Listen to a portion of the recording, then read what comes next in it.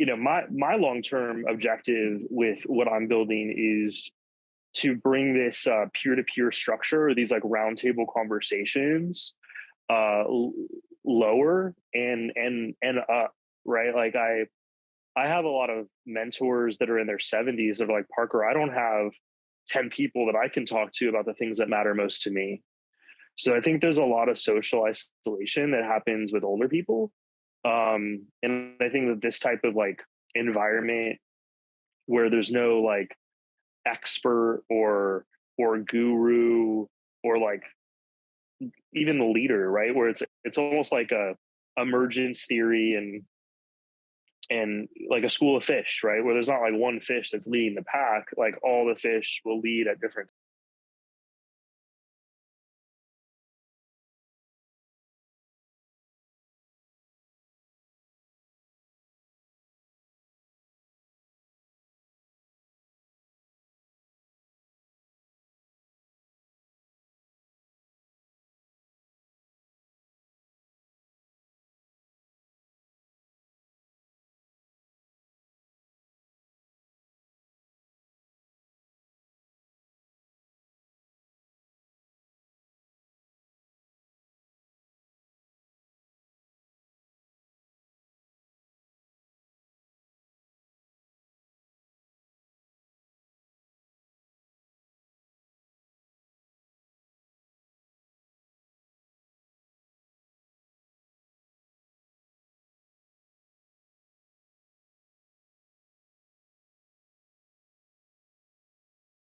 With Parker Harris. He is the founder of Junto Global. Parker, could you please introduce yourself and let people know just a little bit more about you, please? Sure. I'm a lifelong learner, so resonated the way that you guys describe your podcast. And I grew up in a middle class family, lower middle class family in San Diego, California, and started working at a young age. And I really enjoy adding value to people. That's something that I think work taught me was how to enjoy adding value to other people. And I started my first company at a pretty young age, and ended up getting involved in early stage technology deals. And I studied finance and Eastern studies, and then went to work for a large Fortune 100 company. And I didn't like it very much.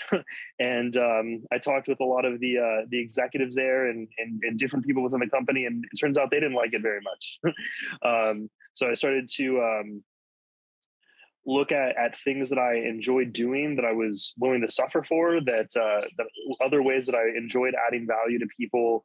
And I originally started Junto for myself about 13 years ago as a peer group to discuss ideas, to learn from each other around things that were relevant to what I was going through. And it's something that I really saw a lot of impact from, and decided to make it my mission and something I'm excited to share with the world. Yeah, I find that very therapeutic in many ways in all compartments of our life when we bring people in and are open to different ideas and discussions that really matter. What types of discussions do you actually have in these groups when you come together in these mastermind groups? Yeah, I mean, a big thing is figuring out what's relevant to the group. What is the topics that, if we talked about, would add the most value? And I always like the idea that like the quality of our life is determined by the quality of our questions. So we seek to introduce high quality questions into the group to explore together, and then and meet people where they're at. So sometimes people have a business challenge. Sometimes they're having a personal challenge. Sometimes it's not even a challenge. Sometimes it's an opportunity. And again, sometimes it's an idea that's worth discussing. So it really goes into a lot of different directions based on what the individual members of the group are going through. Again, we go into topics business related, exploring technology trends, exploring marketing trends, drilling into opportunities and challenges that an individual person has in their business. We also explore health, relationships, personal development, ways to have a bigger impact with our family, our communities, our team. So at the end of the day, we're working to create better leaders, better individuals, and enrich their life and see that ripple out. So it's interesting to hear how these kind of conversations can start bleeding into like family conversations, conversations between partners and couples, and a big part of one of the ideas that I also really like is sharing tools with people. Right? It's like you can tell someone something, they'll ignore you. You can show them and they'll forget, or you can give them a tool and you'll change their life forever. So we like to share tools with each other and then have people share those tools with other people in their life. Now, you've based this whole thing on the 13 principles of Benjamin Franklin. This is huge because a lot of people don't even understand what that is, or sometimes now today they don't even know who Benjamin Franklin is, which is kind of sad. But what made you go in that direction and use these 13 principles to guide the group and basically your life with what you're doing? Yeah, so it's interesting in Benjamin Franklin's autobiographies, the things I think most people would know him because he's on the $100 bill. So people like Benjamin Franklin's. He's also a pioneer with electricity and science and technology. And some people would say he was pretty pivotal into the things that made the United States unique early on in terms of separation of power and the republic and kind of some of those like founding principles that allowed us to change over time, to self-steer, and to not just be a pure democracy where the majority always wins, to look out for the goal, the interests of minorities as well. And so in his autobiography, he lays out these 13 principles for moral virtue. And then he also talks a lot about Junto, which is a group that he started in his early 20s when he lived in Philadelphia. And so that, I was reading his autobiography, and at the same time, I was organizing a lot of events that were more like speaker events where we would bring in an entrepreneur, an executive, an investor to share their wisdom with us, share their story and learn from them. And I think over time, I started seeing the patterns that those people talked about, and their contribution through speaking became less and less impactful as it was some of those times it was like 20 or 30 years removed in terms of, what worked for them. And at that time, the challenges I was having was just balancing, working a lot, trying to work out and be healthy, starting to date, and just then needing still to clean and cook and grocery shop and just live a successful, independent life. It didn't leave a lot of room for, these type of conversations. So after organizing a number of these speaker events, I just saw more and more impact from the peer-to-peer conversations at the beginning and the end of the event than from the actual speaker. And I was like, what if we just do that and saw Benjamin Franklin's Junto as a model that we could learn from? Yeah, I like it. So a lot of this comes into the realm of helping us through personal development. That's huge in life. If we really hone in on the skills of personal development, we can find out who we are instead of what the noise is telling us we are. And I found that that's a big difference, who we think we are and who we truly are. What defines a person to you? What makes them who they are? Ooh, I'm gonna answer this a little bit indirectly and maybe get to it, but for me, what I constantly see is what people think the problem is not normally the problem, right? Like a lot of times people think like their That's problem is right. they don't have enough money, right? And it's like maybe, but I think the problem potentially is usually deeper than that. And a lot of times with entrepreneurs, it's like, oh, I don't have enough customers, or we don't have enough revenue or enough profit. And it's like, well, let's drill into that. And usually that problem is not a marketing issue or a financial issue. It's usually something deeper around execution, understanding data, really even understanding their why and how they process triggers. A lot of this lines up to like vision and beliefs. Limiting beliefs are, something we could, spend hours talking about. But I think a lot of things drill into like that belief and identity layer of a person that kind of will hold them back or keep them not being able to hit the goals that they have, is because they literally have an identity and beliefs that don't support their larger goals. And I also think, that whole cliche, like no man is an island, right? Or no person is an island.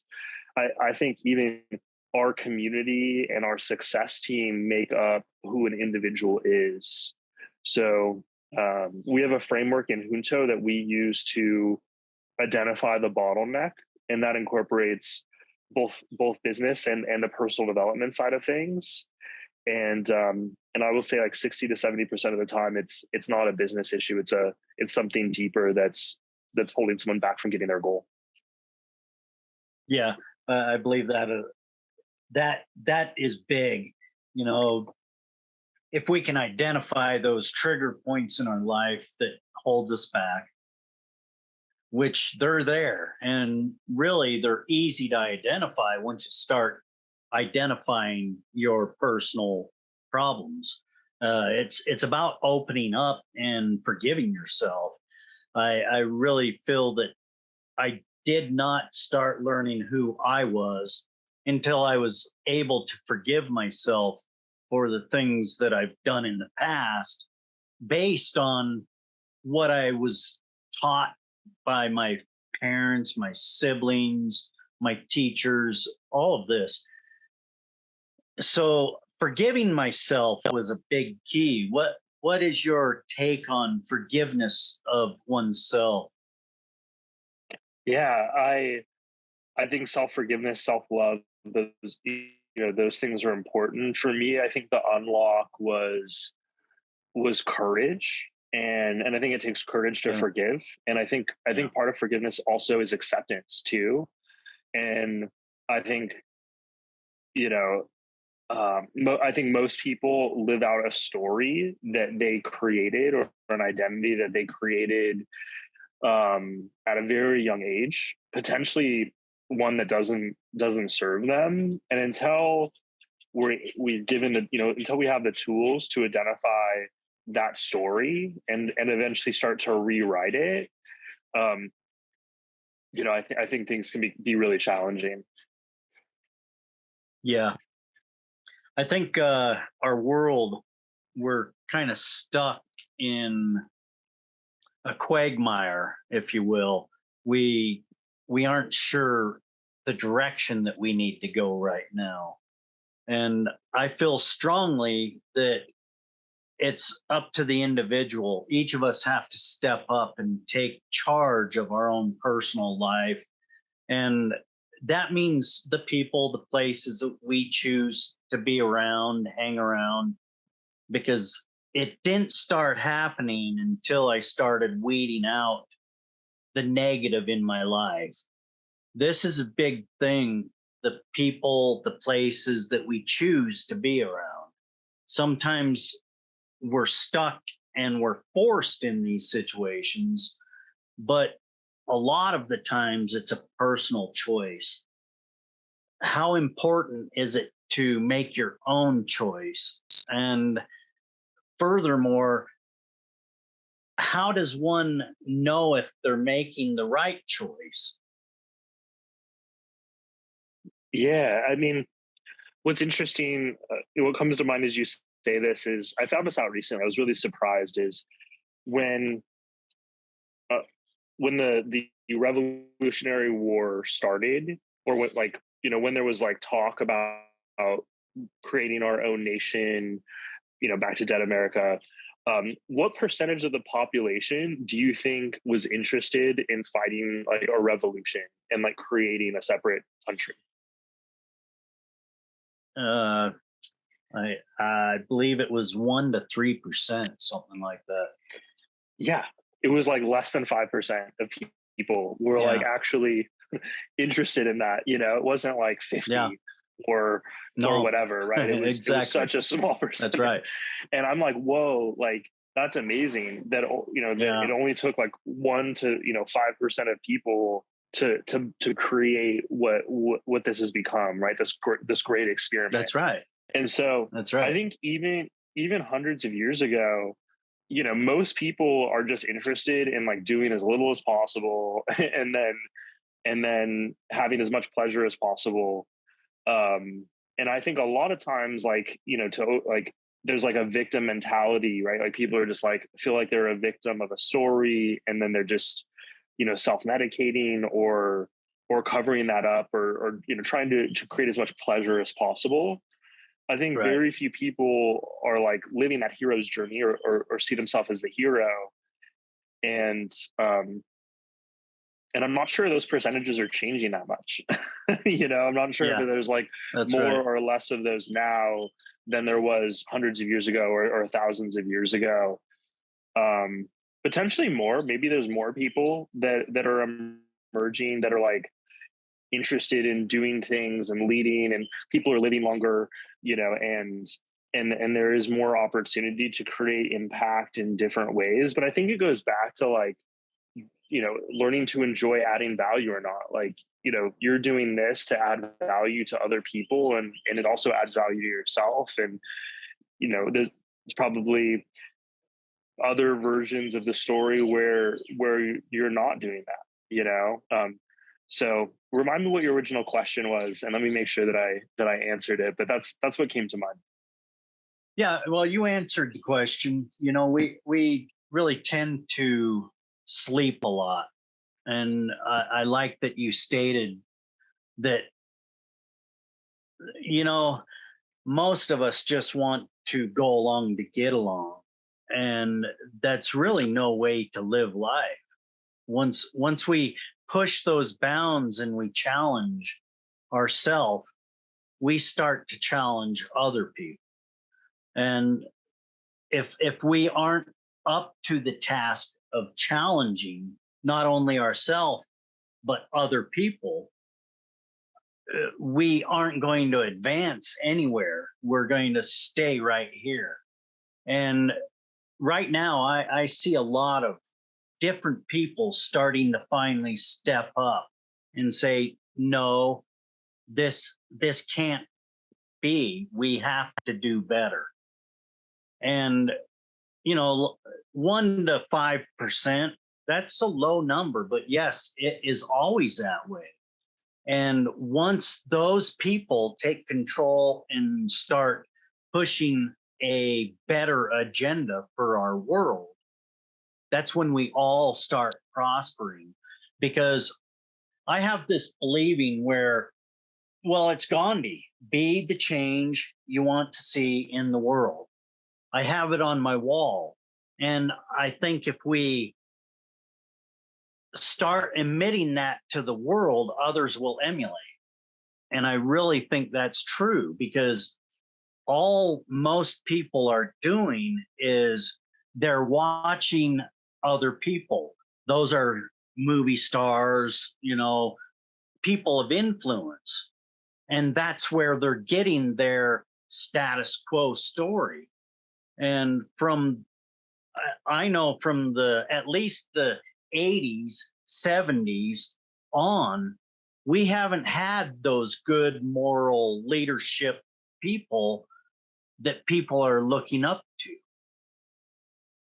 How do we get people starting to look at what is truthful instead of what is popular? I mean, what comes up for me is if you want to change the world, like start by changing yourself, right? Like go internal. I think this relates to personal development and lifelong learning, but it's really easy to like look out and wish for things to be different, or blame someone else for the way things are. And I think it's harder to go inside and do that forgiveness work, to accept reality the way that it is, and to accept ourselves for who we are. And then, what entrepreneurs do at the end of the day is they marshal resources to turn an idea into reality. And, learning to marshal resources is a very challenging thing.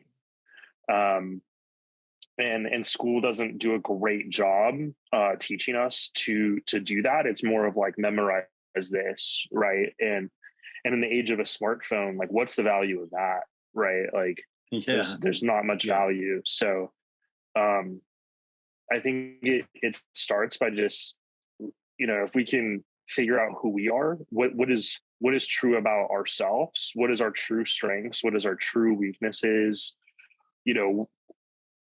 Truth is a really interesting thing. I think it's starting to get talked a little bit more about. Ray Dalio wrote a book called Principles, which principles and truth relate a bit. One of my favorite books says that accurate thinking is the biggest enemy to evil. And I think there's a lot of debate that could go into like, what is accurate thinking? But at the end, one of the things I think accurate thinking involves is the ability to stand in paradox, like that there's like, paradoxical truths. And those are two ideas that seemingly like conflict with each other, but are somehow both true. And I think most people are really interested in judging one side of the paradox versus the other side. And like, they're willing to like even die for one side of it. Right. And I think what a leader really is called to do is to be able to like stand in that paradox, see these are both true somehow. And there's a conflict between these inherent truths, and not judge one versus the other, but almost communicate, both sides of that so other people can see it. So that's what I'm working to learn to do.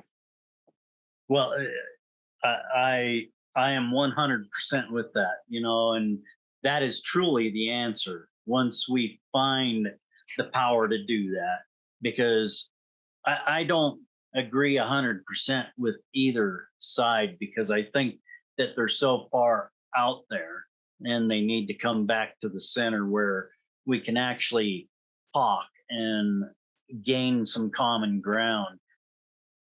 And I'm seeing a lot of individuals starting talking groups that are bringing both sides together, and they're having a moderation in front of them, a moderator, and they aren't there to argue or fight. They're just there to express how they feel about each question. And then they can actually answer these questions in honesty without any bias involved. And it is amazing how many times people that think that they are so far apart find themselves right here next to each other with just very few disagreements on things.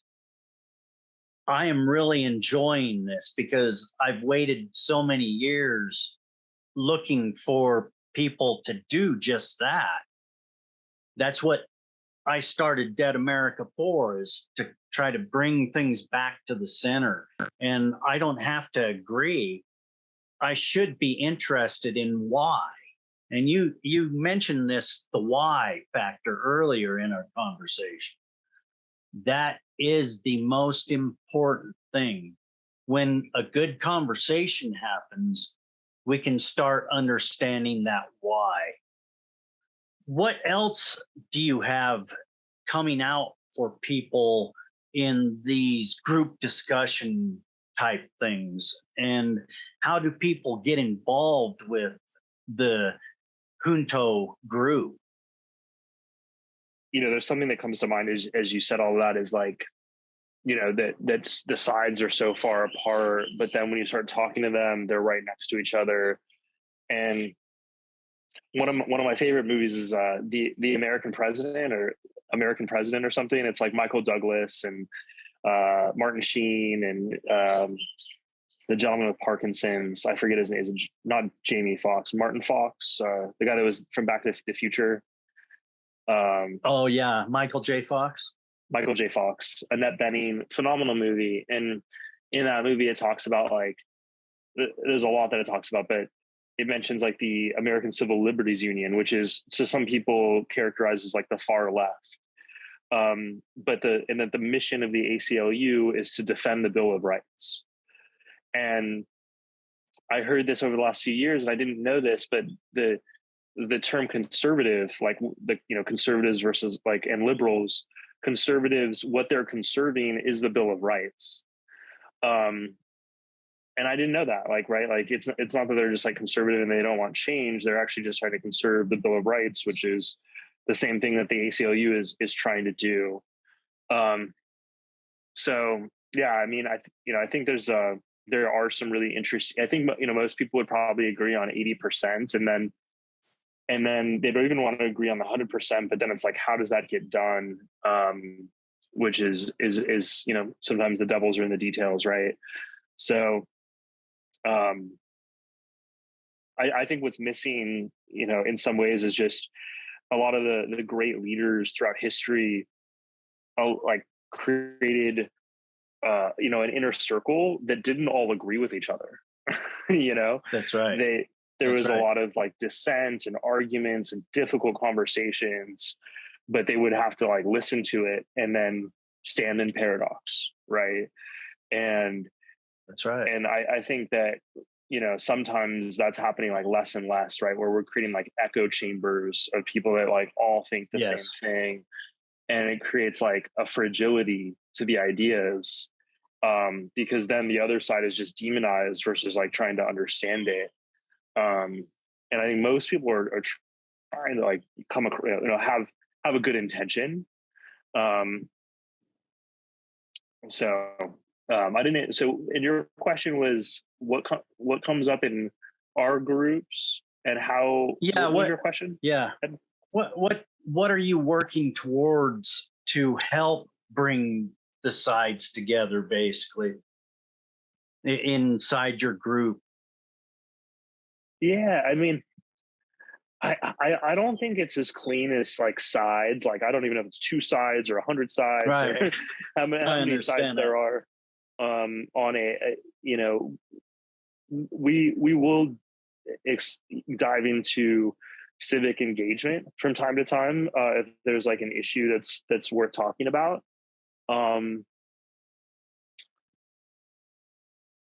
You know, my long-term objective with what I'm building is to bring this peer-to-peer structure, or these like roundtable conversations, lower and up, right? Like I have a lot of mentors that are in their 70s that are like, Parker, I don't have 10 people that I can talk to about the things that matter most to me. So I think there's a lot of social isolation that happens with older people. And I think that this type of like environment where there's no like expert or guru or like even the leader, right? Where it's almost like a emergence theory and like a school of fish, right? Where there's not like one fish that's leading the pack, like all the fish will lead at different times based on the context. Right. So my goal is to get that's more, huge. Yeah. I mean, I think I think a lot of successful movements have utilized that type of, you know, frame. And it's just inherent in nature too. It's just how nature works. And then I also think young people would really benefit from this, like college, high school, potentially even lower. There's a lot of like, oh, what do I want to do with my life? Like you know, like questions that come up. And I think that it's all about creating an environment for people to explore that, to bounce that off of each other and to kind of see what fits. And I think that these are the environments where it goes from knowledge to wisdom, right? There's a lot of things that people know that they don't take action on. And I think these are the environments where people get activated to do what they know is true or right or good for them. So I'm really bullish on this format of essentially like going from, I call it like even the internet kind of took this journey where it went from 2.0 to 3.0. 1.0 was when it was very early days. Not a lot of people were using it. It was mostly for engineers. And then Web 2.0 was when it was very vertical, right? You were on like one website and then you would move to like another website. And those were like very separate experiences. And then with Web 3.0, it went horizontal where there was these APIs, these application program interfaces that connected the internet. So it was now horizontal. And when you went to another page, the other page was still tracking you, learning from that, providing content that may be relevant to you based on who they thought you were and what you were interested in. And I see that same transition happening in personal development. Like to me, personal development 1.0 was when it was only for the elites, right? When it was like, monarchs and priests, like royalty and this type of wisdom was not available to a lot of people. And then I think it started to get democratized through books and speakers and coaches and authors and it created this environment where there was like someone on stage, telling 1,000 people, what sharing these principles. And now I think we're in the next stage, what I call personal development 3.0, where it's now horizontal, where there's not like a guru or an expert that's like has everything figured out, and then everyone else doesn't really know anything, and they just need to like listen. Everyone kind of knows like things now, and a lot of times they're just not doing anything with that knowledge. But when they teach it to someone else, like right, when one person teaches, two people learn. So if we create environments where there's like contextual mentorship and people can feel comfortable being vulnerable and like opening up to what their real challenges are and what's working for them. I see it as the future of education and really just the future of society. Yeah, I like how you put that. Is there anything else that you find important that you would like to share with our listeners? Important? Do I find important? I think there's a lot of power in reflection and like reflecting on periods of time that are less than a year. I think a lot of times, people at the end of the year, they're like, oh, what are my goals for next year? What are my resolutions, my New Year's resolutions? And I think that sets up a lot, like people up for failure in a lot of ways. I would say like break those down into smaller chunks of time that serve the person, whether that's 3 months, 6 weeks, 4 weeks, 1 week, 2 weeks, half a week, 1 day, half a day.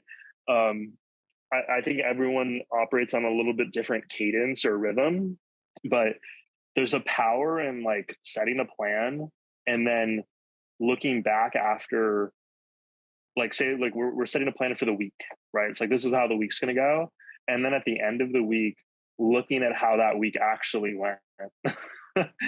And then like looking at the difference, like what was the difference between how we thought it was going to go and how it actually went, and like what can we learn from that difference.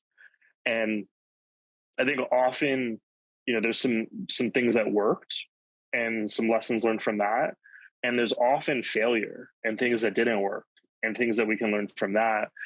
And I think in school failure is a bad thing. That's a good point right there. Yeah, right. It's like, no, like I want 100%, but like life isn't that way. Like the joke is in baseball, right? It's like you get to the Hall of Fame if you hit 300, which is like a 30% success rate. So I think entrepreneurship's like that too, where it's like if you're getting it right, like 30 to 50% of the time, you're going to be in the Hall of Fame. I think relationships are like that, but I think most people quit or they're like, oh, I don't like failure. This doesn't feel good. Let me drink or let me smoke or let me cover this up. And I think if we can like hold back on that a little bit and really like dive into that, like, why did I fail? Why didn't this work? Why didn't it go as planned? Eventually things will get better. It might not take 1 week, it might take 50 weeks, but if we're playing the right game and setting the right goals, it kind of doesn't matter how long it takes. Yeah. So that's something I'm interested in, is like that iteration loop for an individual that involves, reflection, planning, and execution. And then it's a cycle. Yeah. I think another thing that I think is important, I don't mean to interrupt you, but I just, go ahead. before I forget, is like, I think most of the time people, like, when we set goals, whether it's health goals or financial goals or like any type of goal, I think most people are like really focused on the outcome, or like the lagging KPI is what it's called in like business. It's like, okay, like revenue, profit, sales, all of these are like lagging KPIs. And frankly, like, it's very difficult to control the outcome, or like, these lagging KPIs. But like starting to think of things more of like leading, like, what do I need to do to hit that goal that I can actually control? How many, like, usually that's like making phone calls for business, or reaching out to people, or posting content, or there's a lot of different leading KPIs that can exist. In health, it involves, how many steps did I take, right? How much, counting macros. Like, there's leading versus lagging KPIs in everything: health, relationships, business, personal development. And myself, I struggle with this, is I'm usually really focused on the results and the outcome, and I attach my identity to that outcome often too.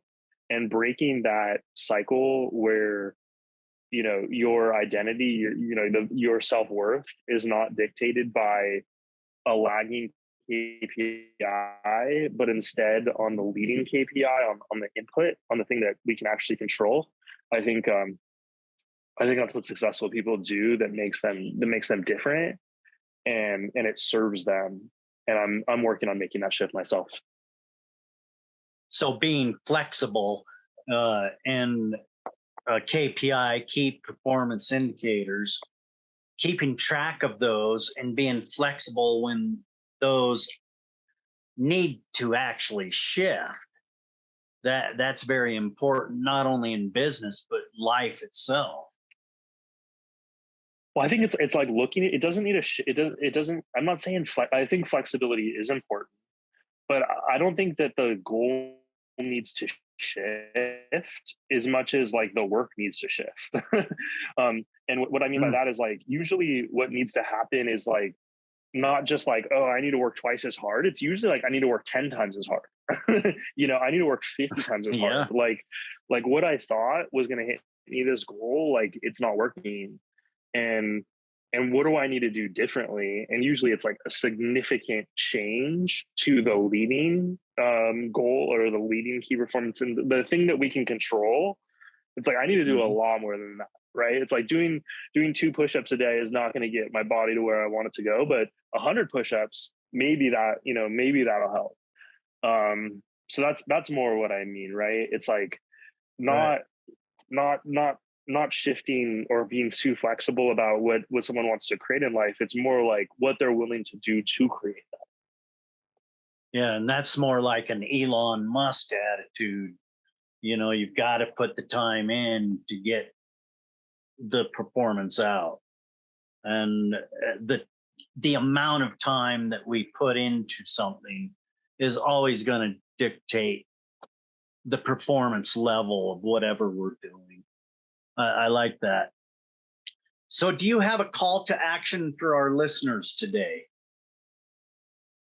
I would encourage all of your listeners to find the people that they really respect, that are in their circle, and start meeting with them regularly. Get them together once a week, once a month, twice a month, some regular interval, to have meaningful conversations around ideas. That's my main recommendation is stop listening to some expert on YouTube or on television, and and form a success team for themselves, a mastermind for themselves around their ideal outcome, whether that's to be healthier, whether that's to be wealthier, whether that's to be happier, whether that's to have better relationships. I think I think that the benefits of doing that will shock people. Right. Parker, it's always a pleasure when I get to speak with people. You are outstanding. How can people connect with you and find you? Yeah, I am active on most social medias, Instagram, Facebook, LinkedIn. So those are some good ways, and our website too has more information about what we're doing and a way to apply to be part of one of our masterminds. It's been a pleasure, Parker. I want to say thank you for being part of the Dead America podcast. Pleasure is mine.